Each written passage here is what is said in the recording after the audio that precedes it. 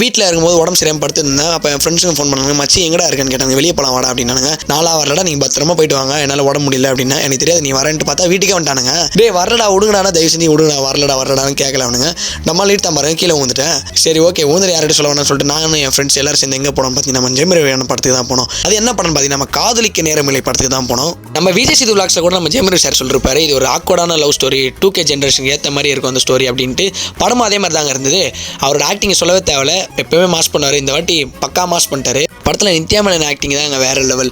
அவங்களுக்கு இந்த கேரக்டருக்கு ஏற்ற மாதிரி அடாப்ட் ஆகிட்டு வேற லெவல் பண்ணியிருப்பாங்க. அதே மாதிரி இந்த படத்தில் நடித்த சைட் கேரக்டர்ஸ் எல்லாருமே சூப்பராக பண்ணியிருந்தாங்க. Vinay bro, Yogi Babu bro, Lal sir எல்லாருமே சூப்பராக பண்ணியிருப்பாங்க. அப்படியே படத்தோட இன்ட்ரோன்னு போட ஆரம்பிச்சாங்க. நாங்கள் வெளியே போய்ட்டு என்ன பண்ணோம்னு பார்த்தீங்கன்னா பாப்கார்ன் பப்ஸ் எல்லாமே வாங்கி சாப்பிட்டோம். அப்புறம் என் ஃப்ரெண்டு ஒரு சிப்ஸ் பாக்கெட் கேட்டான், அப்படியே அவனும் வாங்கி கொடுத்துட்டு உள்ளே போயிட்டோம். படத்தோட மேஜர் ப்ளஸ் பாயிண்ட் என்னன்னு பார்த்தீங்கன்னா படத்தோட மியூசிக் தாங்க. நம்ம ஏஆர் ரஹ்மான் சார் வந்து வேற லெவல் போட்டார் மியூசிக். அந்த என்ன இழுக்குதடி பாட்டெல்லாம் என்னை இழுத்துட்டாரு. சரி அதெல்லாம் ஓகே. படம் எப்படி இருந்தது கேட்டால் வந்து படம் பார்த்தீங்கன்னா ஒரு வாட்சபிள் மூவி, ஒரு ஃபீல் குட்டான மூவி. என் ஃப்ரெண்ட்ஸ் கிட்ட வந்து படத்தை கேட்டால் எப்படி இருக்கு படம் அப்படின்ட்டு 2 பேர் வேறு லெவலில் இருக்குன்னானுங்க. அதில் ஒரே ஒரு ஃப்ரெண்டு மட்டும் படமே புரியலன்னா கதை அது அப்படின்னா. அது மாதிரி உங்கள் ஃப்ரெண்ட்ஸ் யாராவது சொல்கிறாங்கன்னு சொல்லிட்டு என்கிட்ட கமெண்ட்டில் சொல்லுங்கள், நான் தெரிஞ்சுக்கிறேன். இப்போ நாங்கள் வீட்டுக்கு போகிறோம். Okay bye guys.